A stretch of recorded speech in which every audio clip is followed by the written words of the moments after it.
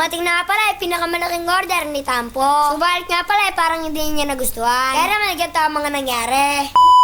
Ngayong araw nga pala pinagmamasdan ko ang aming mga bahay. Napansin ko nga pala si Tampilo ay medyo malaki na kay Tampo. Parang kulang nga pala sila ng MTV at road bike. Kaya naman meron na ulit ako na bagong naisip. Papa Tampi, ibili mo kaya si Tampo ng bike na abot niya? Gusto niya bike? Yung abot niya talaga? Tapos gusto mo yan? Yung abot mo? After that nga pala, tumingin na kami sa cellphone. Meron nga pala kami dito nakita na 3K lang. Kaya naman sobrang saya namin. Binigay ko na nga pala ito kay Papa Tampi. Dahil nga pala siya na ang pipindot. After that nga pala, naka-order na. Kaya naman nahintay na namin sa labas. Subalit nga pala, ang nakita namin ay mga followers. Akala ko yun na yung parcel natin eh, no? Hindi pala. Hintay tayo.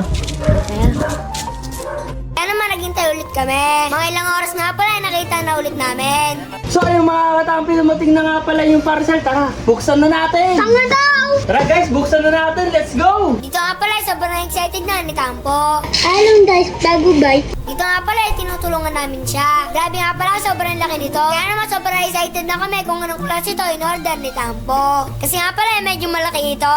Bukas nga pala ni Papa Tampe, parang wala akong nakikitang bike. Pero nga pala, meron siyang handle at merong gulong. Awit ata, mali atang na-order ni Papa Tampi. Parang in-order niya ata yung gusto ni Mama Tampi. Ibig sabihin, si Mama Tampi ay nagwagi. Pagbigyan naman natin si Mama Tampi dahil nga pala, hindi pa siya nakaka-order ng bike. Kaya nga pala siya mag-bike, kaya naman dito na nasa loob. Ikaw nga pala, inaayos na ni Papa Tampi yung handle nito. Sinubukan na nga pala ito ni Papa Tampi, subalit nga pala, gumigaba sa kanya. Siguro nga pala, meron pa siyang kulang na hindi nakakabit. Kaya naman sinubukan ko nga pala ito. Sobrang gaan ko nga pala, okay lang naman. Siyempre nga pala, may inggit si Tampo. At sobrang bilis niya nga pala tumakbo. Subalit nga pala, parang masisira din si Tampo. Dahil nga pala, sobrang taba niya kaysa sa akin. Ito nga pala, ginabit ni Papa Tampi speed meter. O diba mga kadun David, parang bike din. Subalit nga pala, mali ang pindot ni Papa Tampi. Pero nga pala, sa nakikita ko ay parang okay naman. Dahil nga pala, sobrang taba na ni Papa Tampi at ni Mama Tampi. Kaya naman, kailangan na nila mag-exercise. Kaya naman, kailangan na nila mag-exercise. Ano mo kailangan bilisan? Ganito.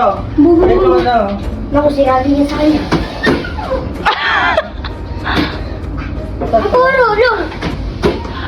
Dito nga pala, inilagay na namin ito sa tamang lagayan niya. Dito nga pala mag-exercise si Mama Tampi at si Papa Tampi. Dito nga pala, meron tali dito na pampalakas ng muscle. Tapos nga pala, si Tampo ay mag-exercise din. Subalit nga pala, pumasok siya at tinawag niya ako.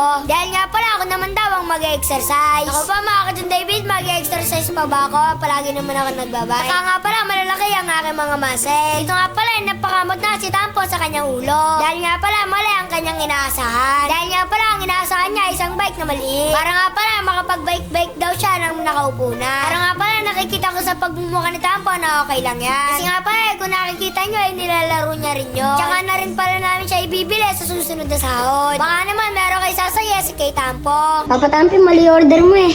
Di naman pala to bike eh, pang exercise niyo naman to eh.